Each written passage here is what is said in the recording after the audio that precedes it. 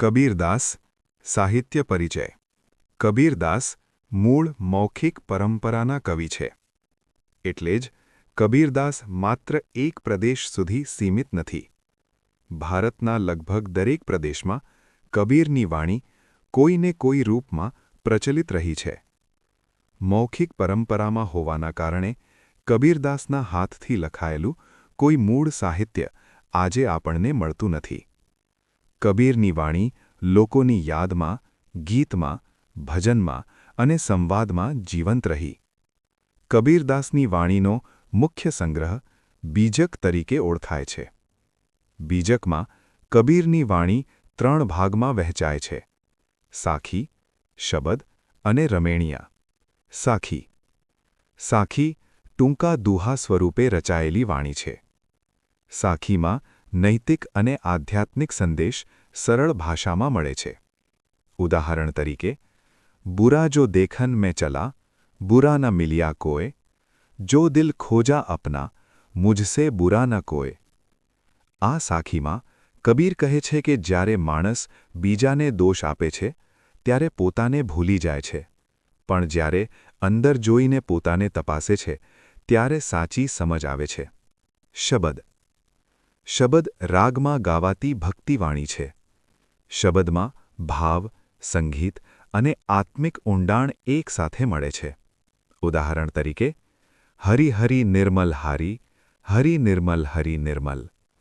આ શબદમાં કબીર ભગવાનને નિર્મળ અને શુદ્ધ રૂપે અનુભવ કરે છે. અહીં ભગવાન કોઈ મૂર્તિ નથી, પરંતુ અંતરના અનુભવ છે.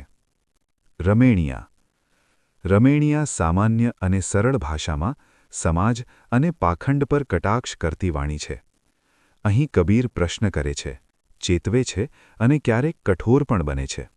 ઉદાહરણ, માટી કહે કુમ્હાર સે, તું ક્યાં રોંદે મોય, એક દિન એસા આયેગા, મેં રોંદૂંગી તોય. આ રમેણિયામાં કબીર માનવના અહંકારને પડકારે છે. માણસ જે પોતાને શક્તિશાળી માને છે, સમય આવતા એ જ માટી સામે નમવું પડે છે. આ સત્ય કબીર નિર્ભય રીતે કહે છે. મૃત્યુ સામે સૌ સમાન છે. આ સત્ય અહીં સ્પષ્ટ થાય છે.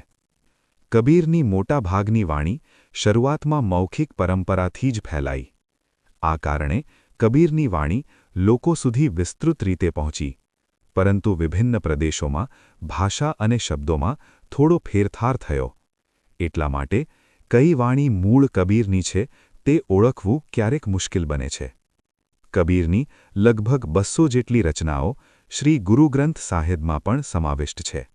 અહીં કબીરની વાણી રાગબદ્ધ સ્વરૂપમાં મળે છે.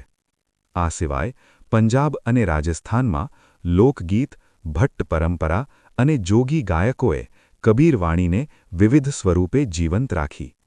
આ રીતે કબીરનું સાહિત્ય, બીજક, ગુરુ ગ્રંથ સાહિબની વાણી અને પંજાબ રાજસ્થાનની લોક પરંપરા, આ ત્રણેય સ્ત્રોતોથી આજે પણ જીવંત છે અને નિર્ગુણ ભક્તિનો જીવંત આધાર બનાવે છે. ધન્યવાદ.